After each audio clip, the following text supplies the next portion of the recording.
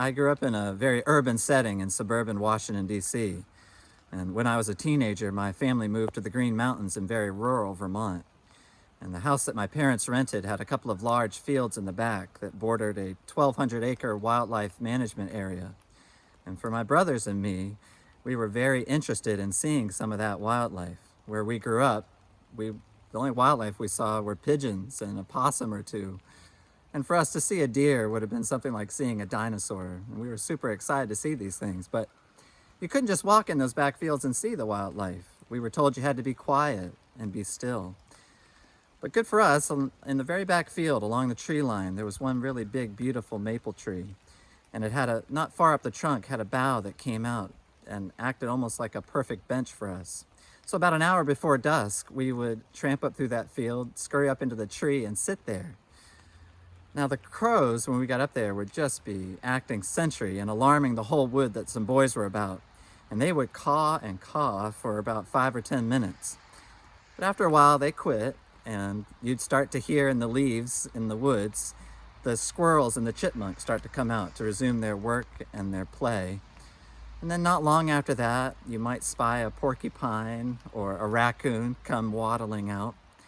And then one of us would point to a corner of the field where we saw a fox come darting out to scour the field for field mice. And if we were blessed on that particular night, not long later, you might start to spy some does coming out. And they come out with their white tails up, flags flying. And after a while, they grew comfortable in the field and began to eat and even prance and play a little bit. And then not long right before dusk, out would come the big, beautiful bucks. We would hope that the daylight would never fade on those nights, and we just would want to watch and watch and watch. But eventually darkness would come and we'd have to get out of the tree, and we'd spend that walk back to the house just talking of just how wonderful it was to have seen all those wild animals and looking forward to the next night when we could do it all over again.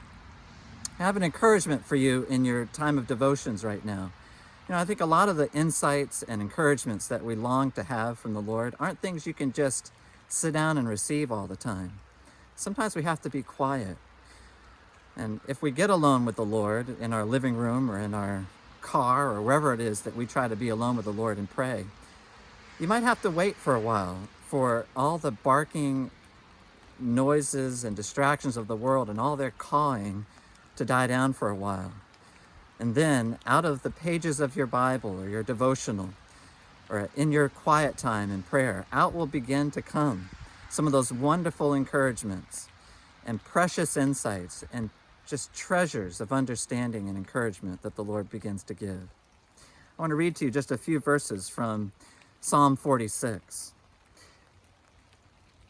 Beginning in verse 4, it says, "There is a river whose streams make glad the city of God, the holy habitation of the Most High. God is in the midst of her.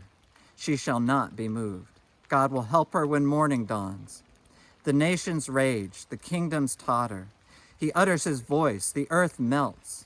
The Lord of hosts is with us. The God of Jacob is our fortress. Come, behold the works of the Lord, how he has brought desolations on the earth. He makes wars cease to the end of the earth. He breaks the bow and shatters the spear. He burns the chariots with fire. Be still and know that I am God. I will be exalted among the nations. I will be exalted in the earth. The Lord of hosts is with us. The God of Jacob is our fortress." So as you have your quiet time today, be still, be quiet, and listen, and know that in time, alone with the Lord, these great truths and encouragements and insights will come out, and they'll be yours to remember and to share.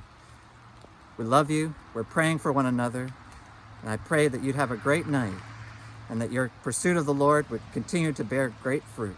We love you. God bless you.